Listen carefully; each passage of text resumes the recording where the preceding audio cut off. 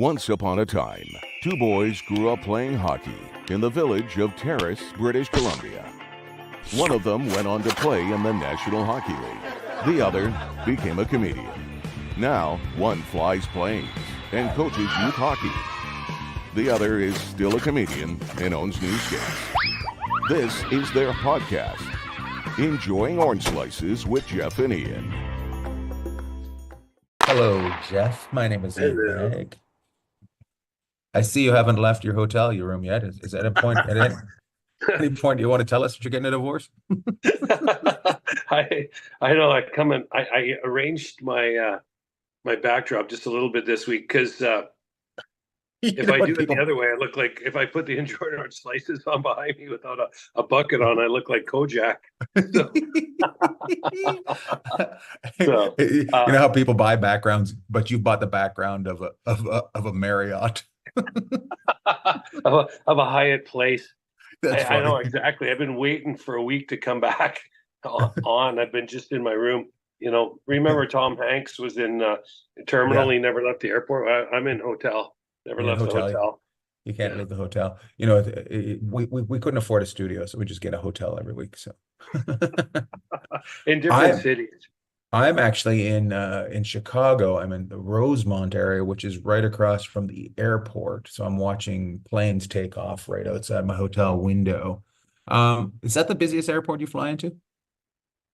Yeah, I'd have to say it is. Although I think the busiest, Atlanta's right there with it. But O'Hare is awesome. Chicago O'Hare is awesome because they're stuck in between. Well, actually, I got to take that back. They're their own entity. But one of the first things I ever realized, they didn't say anything to us about flying in there or what to expect.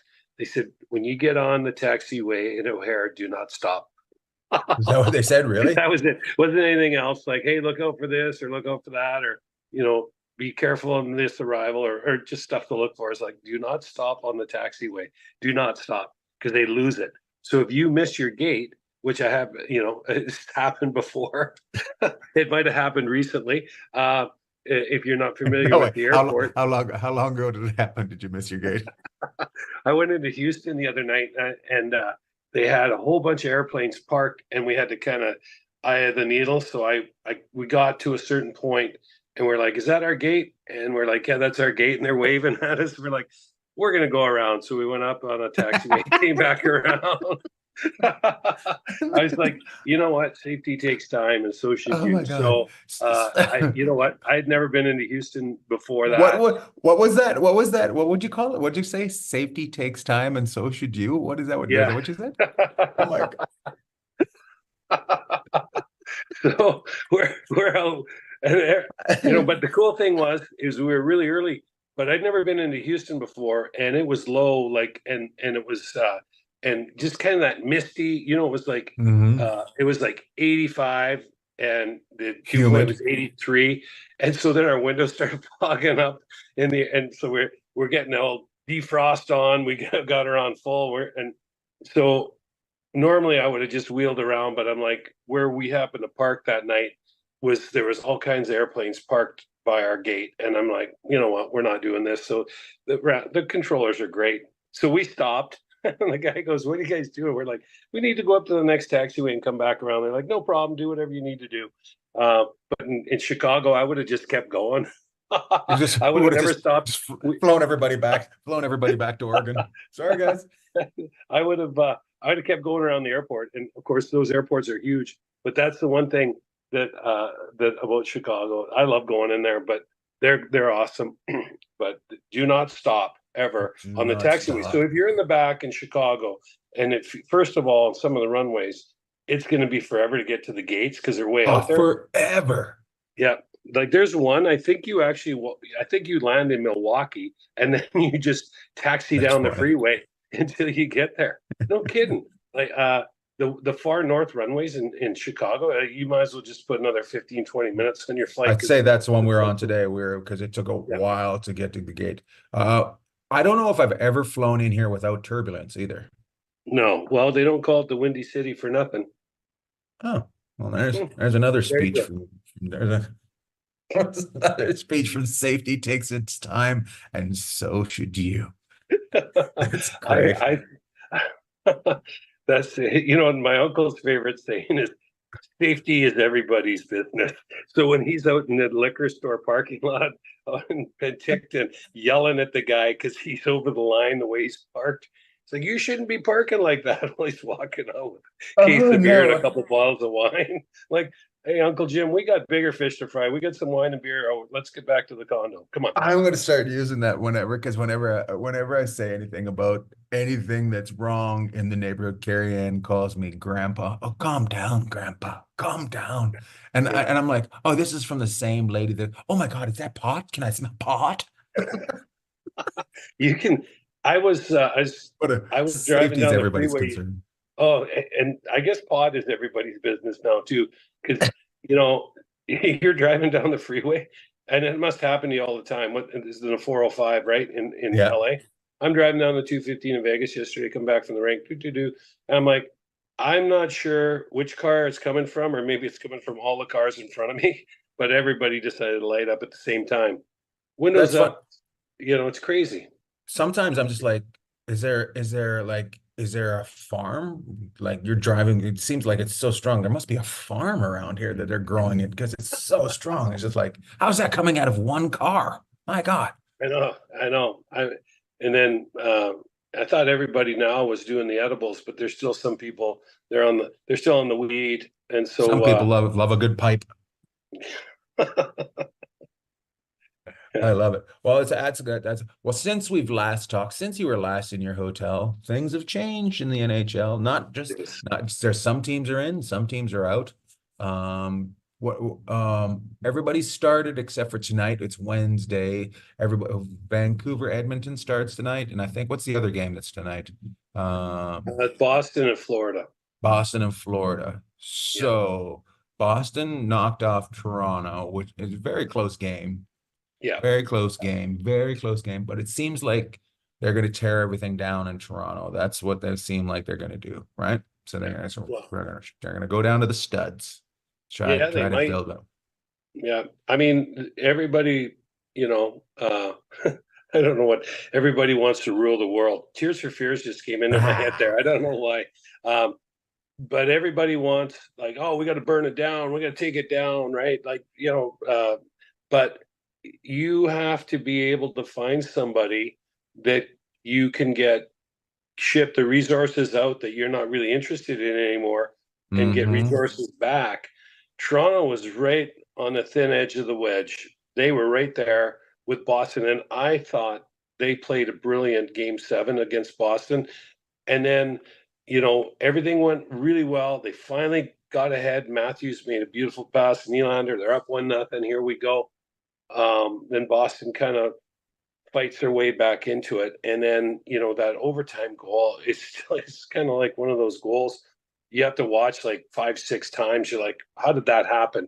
And I Right, think how it happens, I mean, you don't see that very often, but I think it's a play that's definitely there. You don't see it very often, first of all, where the guy wings it from the far end. Because the goalies are really good at getting out and playing the puck, for one thing. The other thing is the other teams are really good skaters too, and that's really tough to time it. So Pasta found a way to get on the other end of that. I guess you could call it an indirect pass from Lindholm, and they ended up beating Toronto. And I felt bad for Toronto. There's a couple of reasons. Number one is because I thought they played really well, and number two, we're not going to see our friend Luch or hear from him now until October. that is all. He sent us that message after game 6, and I was like, oh, this is the last we've heard of him for 3 months, Yeah, right? Like, so he's yeah. gone. You know what? You know what's interesting about that? I thought, and I'm going to ask you a question. They played better without a young fella from the States that makes a lot of money, didn't they? Well, you know what happens when someone like that comes out of your lineup? You saw it with Edmonton when McDavid came out. Everybody Hmm. else simplifies their game. And remember, now all of a sudden there's 25 minutes or at least 20 minutes of ice time More ice time, yeah. that people are like, yeah, I'll take that, right? You get to play I'll with take William 5 of that. Nylander. Yeah. Even Tavares played really well. And so, you know what? I think, unfortunately, the way that worked out is those were two teams. that I think are built to go a long ways in the playoffs, and one of them had to lose, and it's very similar to the Vegas Dallas series. There's a few things over the course of the season, though, getting back to Toronto and Boston, that probably Boston did a little bit better over the course of the season, and that kind of maybe leaked into the playoffs. But you got to really like you look at Toronto, everyone's always been on their D. Their D was pretty stout. Edmondson looked great. Benoit, those guys gave them an element that they haven't had in a long time. Mm-hmm. And their goaltending was good. Samsonov and Wall were good. So, be Here's a careful what question you with wish for. Wall is that like that guy gets hurt a lot. Oh my God. He's like he's just walking out to the bus. He's down. He's out for 4 games. Yeah, it's tough. I mean, things happen so fast in the NHL. These goaltenders are so flexible and they have to move so fast, and they're like quick as a cat. But at the same time, I'm guessing Wall's 6'3" or 6'4". That's a lot of man to be moving side to side. Like even like look at Demko. He might come Yeah. back, but he's been hurt a couple times this year. So we'll see what happens. But I don't know of Toronto. I think they're going to move a couple guys out. I don't know. I mean, here's the deal: they've won one playoff series in 5 years, so people are getting fired for a lot less than that, unfortunately. Yeah, I don't know how you can't hold anything getting rid of anybody though. You're up against the cap, right? So it's really difficult for them to make any like any sort of I don't know where uh, I don't know. Who do you send to LA for Pierre-Luc Dubois? Well, you got to find a team that's got cap or somebody that's willing to take on Utah. money. Well, but Utah wants I to bet you win now. Utah wants to spend. Yeah, well, they want to spend, so you could probably go get one of those guys. But who are you going to get? Like, I mean, the fans, the popular name out there. Oh, we got a Marner. Okay, so you're going to move him. He makes what, 11? No, 10 or Mm-hmm, 11. mm-hmm. Like, okay, I know some teams have a lot, but the more that team that's taking him from you is, if they take all that salary, the less you're getting in return. Right. So, and but you know what? I wouldn't be the least bit surprised if our Utah didn't make a splash. And hey, why not? You know what? That team was competitive for the majority of the season. Then they kind of fell off a cliff. So there's going to be some teams that are going to be wanting to do some stuff. I think Toronto is probably always one of those teams. They're always looking to do something. The question is, can they find a partner? Toronto's going to have to kind of take a note out of Vegas's book and start just going after it. But they also they have to tighten up on their budget. What is it, 40% over 4 guys? So of their roster. So you got to figure that out. So you got to build a team. You can't build a basketball team. You got to build a hockey team. And I think they've Well, kind of built a basketball team. It's all around one person. And in basketball, you're really good with one person. With two, you basically have a championship team. But that doesn't happen with hockey. yeah, I think it goes: one, you're good; two, you're a playoff team; three, you're a championship team. In basketball, is kind of, but in hockey, you look now at these teams that are left, their depth has been unbelievable for them. Mm-hmm. And all of a sudden there's just 8, and pretty soon we'll be like going, "Hey, when's the next game on?" Because in the first round, the games are coming. You can't even find them on I TV. love There's it. so many of them. You're like, "Hey, let us know you're putting it on TBS in the States. Give us a heads up on that a few weeks in advance," right? And I love then that ESPN doesn't even have the name of the game. They've just got Sports Center with Scott Van Pelt. That's the NHL game. I'm just like, come I on, give know, us a little I hint. know, help us Uh, out. But maybe we're a little bit dated that way. All the kids know where to find stuff. But yeah, what is so that? now we're down to 8 Pot? teams, right? Mm-hmm. Yeah, Mm-hmm. 8 teams. So Okay, Vegas but gets knocked out yeah, and again, again. Vegas, 7 games, 7 games in one goal. a well, and yeah, that series was pretty much razor's edge. But here's again talking about a season. Um, Dallas was probably a little bit better 5v5 or even strength during the season, a little bit better power play, a little bit better. Actually, the power play and penalty kill were top 10, might have been even top 5 or 6.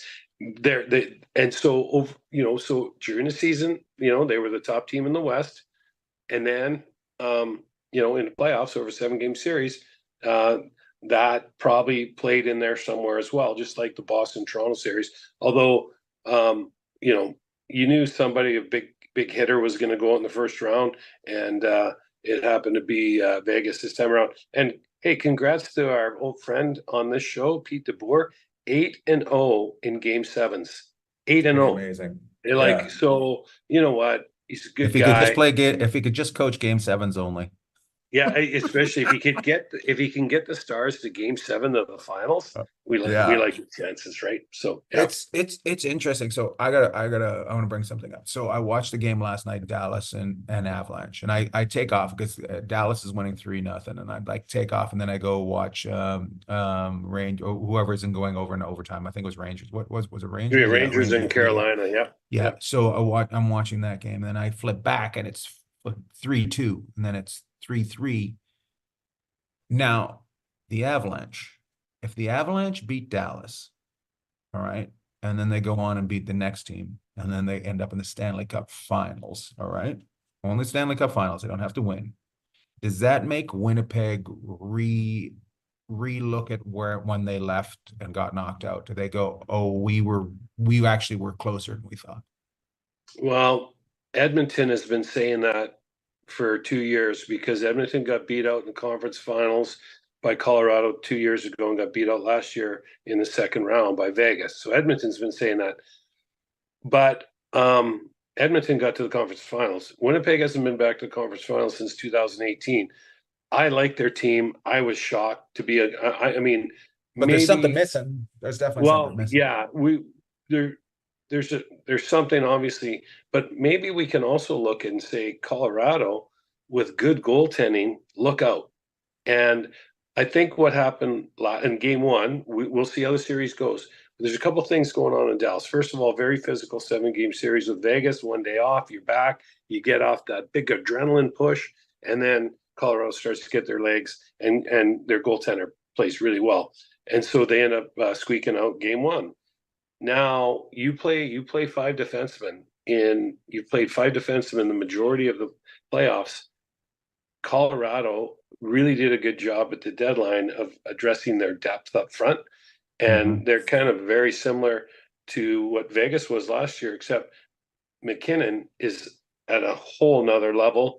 Rantanen, Nutushkin, they didn't have Nutushkin last year because Nutushkin is the name that sticks out to me. He stuck out to me during the Winnipeg, and he's picking up right back up where he is. I think he should probably be scaring teams, and they should probably maybe take a run at him and try to knock him right out of it. Well, good luck with that one. Good luck. Well, we'll talk about it. Trouba tried to take a guy's. Oh my God! Yeah, if he hits Natchez, he connected. Oh my God! That was it for Natchez, but that was probably it for Trouba too for the playoffs. Let's just talk about this. I want to talk about 2 series, or we'll talk about Colorado and Dallas. Dallas isn't gonna. I don't think they beat Colorado 4-3, 5-4. They beat Colorado 2-1, 3-2. Oh, interesting. I think and they got to keep the goals low. And they don't need to score.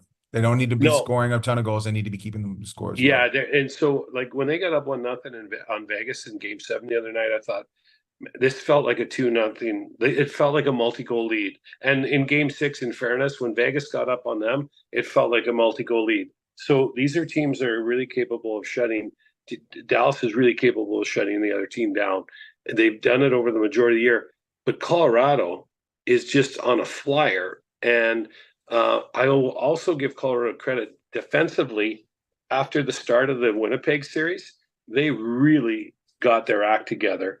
And they have a guy back there. I don't know if you heard of by the name of Cal McCarr, but you got to give props to the other guys too. What's this guy? What's his name? Yeah, you might have. Well, See, I wasn't sure if you'd heard of him or not, but Taves has played great. Manson, Johnson, Manson's played great. and Gerard's come in, and these guys have all. That's what you need. You need, like you always say, it takes a village. So they're getting the village to chip in up front, and they're getting the village to chip in on defense, and they're just asking their goalie's making the saves he's supposed to make, and he's now making some that he's not. And boy, oh boy, Colorado, the pace that those guys play at is just insane. But Dallas has got to lock it down like they did to Vegas and make it a 1-0, 2-1. Like, make goals come at a premium, which is easier said than done with those guys. But if they can do that, and it's just like Carolina and New York. I don't like Carolina if they have to go 4-3, 5-4, like Carolina 2-1, 3-2. And New York's another team that looks like at this point they're destined to for bigger and better things.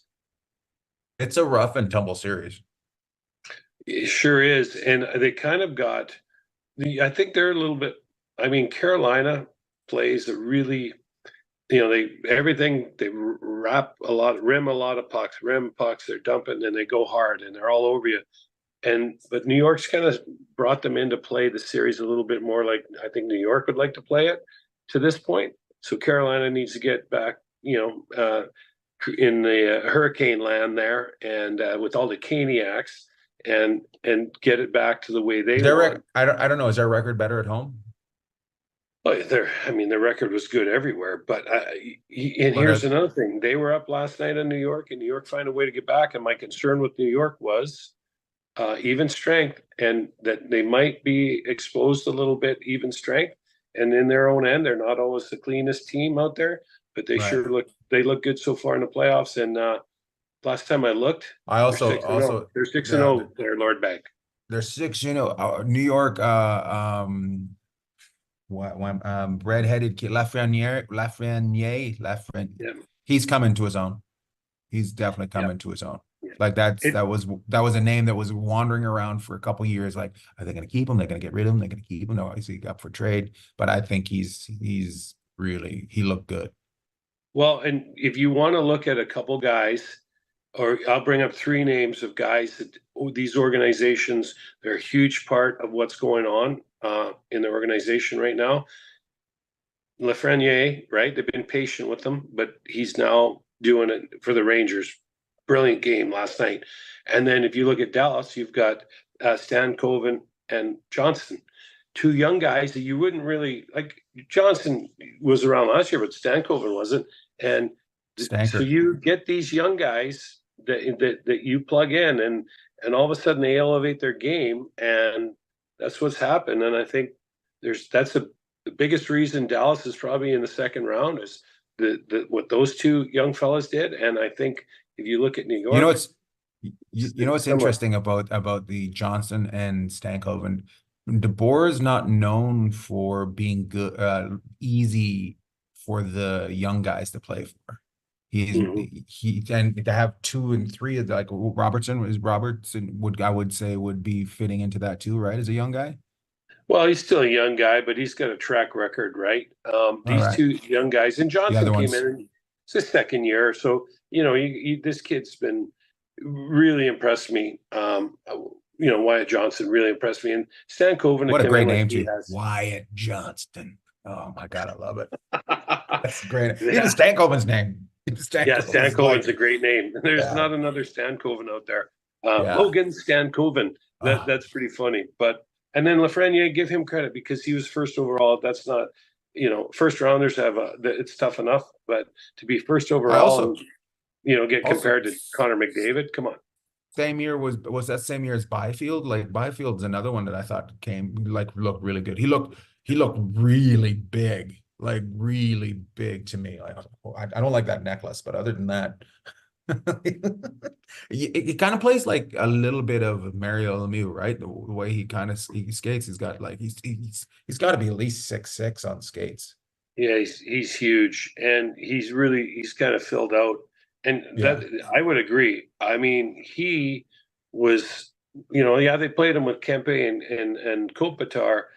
but you know what? He stood on his own, and that Byfield, they were trying to pry him out of there a couple of years ago. They're Yeah. like, "Hey, give us Byfield, and we'll give you what you want." And they're like, "No, no, no." And another young guy that made a big impact on their team. Obviously, they ran into the buzzsaw in Edmonton, and they just couldn't do anything about that this year. But you know what? He's the kind of player that they're going to need to go forward, especially in the Pacific, because Vegas isn't going anywhere, Edmonton's not going anywhere, Vancouver's not going anywhere, and I would expect someone else to pop out of the pile. Seattle gets back to the way they were playing the first 2 years, and or Calgary, figures out what's going on up there, and I would expect them to be better. So Byfield's the kind of guy that every team would love to have. Do you think with the success of those young guys that they might calm down on these guys needing to be successful immediately? You know what? It all depends on where your team is. Like, I mean, one of the things that's happened, and of course, we talk about Vegas, but since Vegas came into the league, Vegas has gone all in on everything. And so some of their young guys or their draft picks, they've moved for It's scattered immediate around the help. league. Right. Right. And then, but if you look at what Vancouver did this year, Vancouver didn't wait around. Vancouver said, "Hey, we're in it to win it now. We're not going to wait another year." So they went and got Zadorov. They went and got Susie in the summer. They went and got Lindholm at the deadline or around the deadline, right, or before. But what I guess I'm saying is these, if you're close to winning, you have less patience to develop because you can get something. I'll give you an example. I think for Mantha, Vegas gave up a second rounder. Well, that second rounder, say, turns out to be the greatest thing since sliced bread, probably won't play in the Washington lineup for 4 or 5 years from now if he's phenomenal, right? Like Stan Coven won everywhere he was, and he was light. Now he was too good for the Western Hockey League, but he still ended up in the American League before Yeah. and he's a fast track, right? So, and he's an impact player. So yeah, I believe, and there's we got to be careful in the NHL what's going on here, because the salary cap to me is the great equalizer you see in the NFL, but the salary cap's in there so everyone can kind of have their kick at the cat, or Right. the can. Sorry, no, we don't kick We don't cats kick here. cats anymore. We love animals, love cats, but what I think is, if you look at the league where teams are right now, and there's some teams on the rise, but there's probably 12 legit teams that you could sit there and go, okay, those maybe 14, those guys were legitimate Stanley Cup contenders this year. Now, New Jersey fell off the face of the earth, so they would have been in there at start. But if you look around the teams in the playoffs, you would say 12 to 14 of those teams, you'd be like, okay, they're legit. But then Right. legit contenders, and then but you have the other guys, and so what we need is we need teams like I guess teams like Ottawa and Columbus and Anaheim and San Jose or Chicago are getting draft picks, and they're building their organizations up. But I just hopefully we don't end up with a have and a have not here. That's all. Well, I don't think Columbus gets any better this year with drafting. What are they, sixth or like that? Because they announced the draft order yesterday. San Jose got number one, and Really? so they figure they'll take that kid that's a local kid, but he's from British Columbia, but his dad works for the Golden State Warriors. Do you know who I'm talking about? Yeah, I know the name. I saw him Is yesterday, it Clay? and No, it's not you know Clay. what? I acted like I didn't know, but I didn't know that they did it last night. We were. I didn't. They didn't. I just all of a I sudden, was like, like, I was like, usually they make a big deal with it. Were they making a big deal last year because it was Bedard, or like it didn't seem that big of a deal this year? yeah, it should be a big deal every year. So that's okay. So San Jose got one. So what did Anaheim? Poor Anaheim. They can never. Three. Oh my God! They're the only one that dropped, right? Chicago got two. Oh my goodness! Oh wow! Oh well.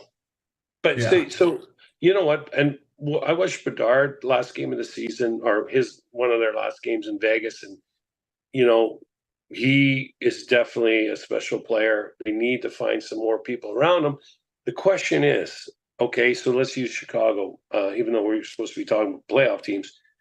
You have cap space, but do you take that cap space and absorb contracts from other teams or money from other teams, or do you go out there and get free agents? Like, don't forget, last year Chicago went out and got Foligno and Perry, and Mhm. and so they paid those guys good money.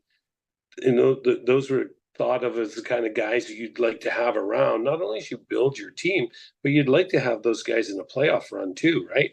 So, anyways, I You know just what? don't want to You know see what? us get You too know what I far look at away. Chicago. I look at Chicago management's. It's in disarray in the front office there. You know how they got rid of Perry over nothing? I think they're in disarray still. So you get this great kid, but I don't know. I wouldn't be. There's just going to be. It's going to be rough. It's like a bit like a business that happens to. Like nobody. You've lost your kind of leaders, and they had a direction, and now these new people don't really have a direction, and they're scared shitless to have a direction because Right. they don't want to get taken down. And that's understandable, but at the same time, I think it affects that team for at least 3 to 5 years. Boom, I Yeah. said it. Yep. You heard it here first. Um, if But you nobody ever look talks around, about the front, the for like that for like not. I'm not talking about like just getting players. I'm talking about the whole business as a whole. It affects right, everything. right, right. No, I agree. And as I look around and at the league right now, like I look at a team like Detroit's on the rise. Nashville was really rose this year. St. Louis is close, but they're kind of in between right now. Um, Pittsburgh, well, they've got the superstars there, right? And Hmm. again, you want to see Sidney Crosby, especially the way that guy. Yeah, 42 or 43. I don't know, even though he had over 40 goals this year. Like this guy's a He should be legend, playing right? right now. Yeah, he should be playing. You want to see those guys play. But if you look around the league, and you look at some of these teams, Boston doesn't go anywhere. Even though we like to, people like to harp on Toronto. Toronto's always perennially there. Um, the Rangers are there. Florida's there. Tampa's there, right? Detroit's sticking their nose in there now. We're expecting Buffalo and Ottawa to do something. But what I'm saying is that you have these teams that it's the same in the West. Winnipeg, okay, you know what? They got whacked in the first round. Colorado, like once they got going, they that was too much. But Winnipeg's not going anywhere. They're going to be really good. Colorado, Dallas, right? Now Utah, they're going to want to win there, and they're going to win in Utah. They're going to have great fans up in Utah. Okay, so there's the Central. St. Louis is right there. Nashville was already in, and they've got a ton of draft picks and a ton of capital they can build. And we already talked about the Pacific. So you got to find a way to get into like if you're Chicago, you're like, oh, we don't want to speed it up too much, but we got to speed it up a bit because we got to be Right. relevant. We don't want to be out at That's the Christmas. thing is keeping your team relevant. Is keeping you got to keep it relevant. Yeah. So we talked about all we talked about Florida and Boston. They're 1-0 for Boston. I think they kind of may have been a little bit rusty because they had so much time off, but also I think they just thought they'd walk through it. Just they Well, I was thinking, I was, I was like, they're out ripping around on their jet skis, and all of a sudden, this lobster trawler came by and swamped them on us. that's funny. It's like bang. They're just out ripping around the jet skis down in Florida. Like, because when I get to Florida, I look out, and all I want to do is just get on a boat or a jet ski and go ripping Right. around. And all of a sudden, this big trawler came down from Boston and just swamped them. It's like, hey, whoa. So With yeah, a guy with a cigarette and a Dunkin's cup in his hand. yeah, yeah. Ben Affleck Yeah. and Matt Damon and their trawler. But I think You guys aren't gonna win Boston. yet. You're not gonna win without a fight.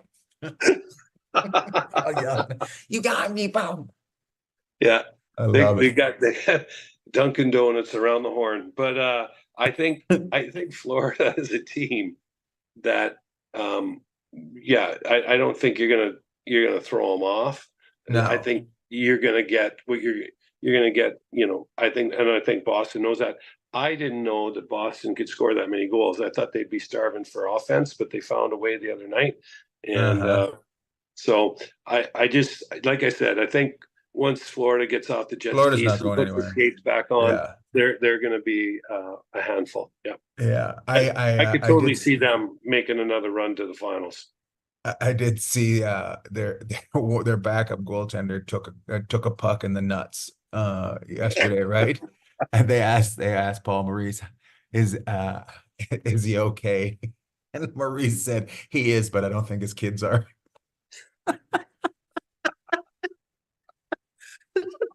That's pretty great. It's good to see Paul Maurice in the playoffs just for his sound bites and his Yeah, interviews. The guy is brilliant. That you yeah. get. I mean, I think he's so serious, but he just is. He He's so articulates so dry. He's well. so dry. It's I just think like, he'd be awesome on a panel when he if and yeah. when he decides to hang him up. He would be so brilliant. But I could just see him like, yeah, he is so dry. He's perfect. Like So he's a dry. lot of fun. He's kind of like You think he's Daryl mad at a you when he's little bit. laughing at you. Yeah, Yeah, I think he's an angrier Daryl. he's a little bit like Daryl, whereas Daryl would not say anything to you, where Paul just dresses you up and dresses you down, and you're like, I didn't even see that coming. And Yeah, yeah, he's smooth. There's not enough O's in smooth for him. So I yeah, love it. Florida's coming. I don't think I'd be shocked if that is in a 6 or 7 game series. And we'll see how it turns out. But Swayman has been brilliant. So. Boston, something about when those guys put that uniform on, it's pretty impressive. You go to Yeah. Boston, you play the way they want you to play. Yeah, it is interesting, right? I did. I know it drives you nuts at times, but yeah, it is. People they buy into that logo, which It's is yeah, and it's one of the best unis out there, right? I mean, that hmm logo on that uni, my yeah, all the original 6 teams talk about it all the time, but Boston's unis are awesome, and they almost look like they're wearing the throwbacks a little bit now, like when back in the day with like they look a little bit retro, those unis, and I love uh-huh. them. I think of Bobby Orr every time I see him, especially the when they wear they wear the white ones on the road now. I think they're just the best unis. Yeah. So Great. Let's wrap this up with okay, we okay. So got we okay, got we some talked a little bit about coaching. New York. Yeah, But we talked about New York. We talked about that series. We talked about Florida and Boston. We talked about Vancouver and Edmonton. We talked about Dallas and whoever that other team is, the Avalanche. Uh, but so that's the final eight right there, right? That's the eight. Is that the eight? well, the good news was we were able No, to it's a talk about 12. teams that aren't even in 12. parts of the Yeah, playoffs. No, we got 8. We're good. that's eight. We haven't talked about Vancouver and Edmonton. Here's the thing about They that haven't played series. yet, though. We have to wait. Well, we'll talk about them. I Okay, go think ahead. Vancouver, again with Edmonton, you got to make Edmonton beat you 5-on-5 and try and keep the scoring down. But I just don't see how that's possible in this series. I think that's going to be so much fun. I think it's going to be rec league scores. I really do. And watch, it'll be 1-0 tonight. But I It's, think it could be it's gonna be 7-6, 8-7. Yeah. It's going to be interesting, and I'll tell you what's going to happen in Edmonton. They're going to be starting a parade, and every time they lose, they'll shelf the parade. But every time they win, they'll start the parade. It's going to be like, but it's just going to be the weirdest. It's going to be the weirdest thing. We're having a parade. Oh no, not again. Oh, we're having a parade. Oh no, no, not. And then what do you think? 5 or 6? Does that series go 5, 6, or 7? That series to me is the most unpredictable series. You know, I know that Vancouver drummed them during the regular season, but obviously things have changed now. I think Vancouver, you know what? I think they have something going on there. I think they bought into what Yeah, talks they're said to playing them. for him. And here's the deal. Yeah, they're worried about the goalie, they're worried about this, they're worried about that. I think, you know what, they got by Nashville, they did what they had to do. This is a totally different animal with Edmonton, but Vancouver can skate, and they got those big, long, rangy defensemen for a series like They this. got some So big defensemen. yeah, they get huge. Now, can Vancouver stay disciplined because Edmonton is going to turn this series chaotic? Edmonton plays really well when it gets chaotic, and if this series gets chaotic, where a couple shifts in a row, McDavid and Draisaitl and all those guys are flying around, and they pop a couple quick ones on Vancouver. question is, can Vancouver put the genie back in the bottle once it pops out? And let's not kid anybody. Vancouver has some pretty special players themselves. If a guy like Pettersson gets going, if Quinn Hughes is able to do his thing, I think this series, JT Miller's Miller, been awesome in Bosser, the playoffs. Besser. Besser's been scoring, but here's a guy, Hronek, for me, for Vancouver. If he can elevate his game and be a big, like Same kind with of really Lindholm. upset Hughes, I think if they can get the puck out of their own zone against Edmonton, obviously that's a big thing, right? Same with Lindholm. Lindholm is another one that has to, Yeah, if he starts playing. Yeah, exactly. So we'll see. We'll see what goes on. This is second gear. We'll see if what the other guy in second gear. I don't know. I'm looking forward to it. I'm going to be out here. I'm going to go do this show tonight, and then I'm going to come back and I'm going to watch the game if I can find it on ESPN 47. My favorite part is when you're on the East Coast, tuning into these games at 10:30 at night. You're like, oh my God. But you're a night owl anyways. You're just getting done when they come on. Whereas me, but that's what should've makes been it in bed. perfect. That's what makes it perfect. I can do the show and it's on. Like usually when I'm on the West Coast, like, I'm missing it because I'm on stage while it's on. So it's kind of cool. Yeah. Let's talk real quick about coaches. Coaches I think there's 5 positions available and a couple that haven't been like nailed down for sure. Like Jim Hiller, they haven't decided and they said they're going to make a decision this week. So he's still in the running in Los Angeles. They decided in St. Louis, they went with a guy that they had the interim coach on. Bannister, yeah. Winnipeg doesn't have a coach because they what's his face? Bones retired the other day, which is amazing. That's a pretty amazing career. And that's a guy that kind of bobbled a little bit and kind of got pushed around, but still had an amazing career. So You know what? We should have talked about Rick a little bit more today. Guy was 40 years or something in the game. He's a great soundbite as well. He loves to drive around his Corvette, and that's pretty cool. I never had a Corvette, but kind of be fun if you did. Did you play for him? No, and it's funny, cross paths, but never really spent any time with him. Flats loved him, and I think he got to the point where he's like, okay, we're good. We're good. 40 years, but he paid his dues. He was a head coach, and he was a longtime assistant and head coach. And I also think he just looked in the mirror and was like, yeah, that's where we put in a good shift, and we're done. I didn't know he started with Winnipeg and then went to Boston, took them to the finals and got fired after taking them to the finals. My God. Got beaten by Pittsburgh too. He got beat by Pittsburgh and they still you couldn't pull it off, bud. Yeah. Who could? So yeah.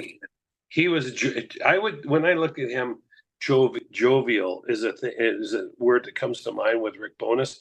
Wasn't as jovial the last year or so in Winnipeg. I know that there was, he'd had him and his wife, they didn't always feel the best, but I liked him. The game is losing a real character, and he said it to these guys, and every day it was a blessing that he was a part of it, and that's pretty impressive. Winnipeg needs a coach.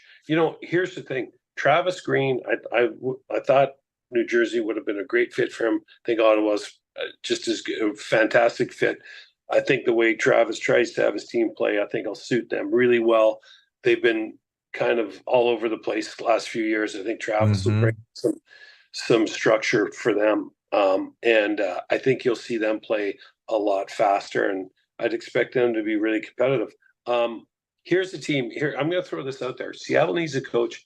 I want to throw Todd McClellan's name in Seattle. That's interesting. Yeah, that's interesting. I don't know why I do, but I think Todd would be great. He's been rumored for San Jose again. Again, you know what? If he went back into San Jose, that's a whole different kettle of fish. And then you don't hear about Coach Berube or Coach Gallant, but I think Spuddy would be great. And I think Berube would be too in Winnipeg, both of them. And then if something happens in Toronto, and then who's looming over all of this as well is Coach Q, right? Quenneville. I wouldn't be surprised. And I think we're missing a big name here, but All those Yeah, guys you know will who be else? coaching. Apparently Brindamore isn't signed. They haven't Yeah. re-signed him, and they're letting him. They told him to go smell the water other places. I'm like, oh, or something like that. Smell. Go ahead and smell the flowers in other places. See if you want to come back here. I'm like, oof, that's kind of a Well, you know what? He will then the easy tie-in for him is if he doesn't stay in Carolina would be Seattle, right? With Ron right. Francis. And actually, as much as I really like Todd and the way he coaches, Rindamore coming out to Seattle would have Seattle playing with their hair on fire like they did last year, right? Hmm. So I was talk shocked about that sought after. they said that guys didn't want to play for Hackstall anymore. They're Yeah, I don't know. I mean, everybody has a shelf life, I guess, and coaches know they're but hired to be fired, but I don't right. know about that. It probably a pretty frustrating year in Seattle, right? Yeah, it's So just frustrating. Yeah, whatever. But at the end of the day, it's hockey, right? Yeah, that's it's hockey. It's fantastic. Fantastic. I hope everybody gets a job. I hope nobody gets fired. Blah blah blah blah blah. Do you have any shout outs? yeah, I do. I've two shout outs, and I've got two. Go One, on, man. obviously, do you want to Huh? go first? No, go ahead. Okay. Well, we just talked about one of them, Rick Bonus, 40 years in the NHL and in minor league and all that. So just a legend of the game. So shout out to Rick Bonus, Bones as they call him. And then I'm also on the other side, I'm going to shout out our friend Luciano. Don't be afraid to reach out to us, Luciano. I know the We'd love to Leafs have will you on be the back, pod. but yeah, you know what? I don't know if we need to go 4 or 5 months of no interaction with Luch. So we're gonna. This is more of like, a, hey, give us a call. But and any other Toronto Maple Leaf fans out there, you guys, we're with you, right? So Luch, give us a We call. feel for you guys. We feel for you. We love Yeah. when you lose, and we love when you win. Yeah. I have one shout out. It's my mom's birthday on Saturday. Last Saturday was my mom's birthday, 82 for Robin. So I just want to wish my mom a happy birthday. Thanks for being my mom. And yeah, and let dad watch more hockey. Yeah. I mean, it's gonna be over in 2 months. So like, yeah, Yeah, let them come on, have it. Robin. Come Yeah, on, like, and Robin. it goes to every other day soon enough, anyways. Hey, one other quick shout out. We got a quick shout out to the Mortons, Randy and Susan. They had their Oh, birthdays a few days apart. So Randy and Sue, big shout out to Susan. Evidently, she was up driving ferries, BC ferries around the islands up in Vancouver Island, I guess. So she's a ferry boat captain now, and oh Randy God. always. Oh Hey, God, Randy, she's a ferry boat captain now. Oh God. Oh I God. know. She got a picture of her. I guess I think it was probably someone's boat, but anyways, according to Susan, she's a captain now. And then Hey, Randy, we tell also those people to get out of the way. I want to fucking park there. Randy and his pro shop always comes in handy. Oh, Oh Randy's my Pro god, Shop. That's you should get him a sign that says that Randy's Pro Shop. we Oh, will. love So it. that's it from here. Love Love all. all for everybody. Love all. Love all.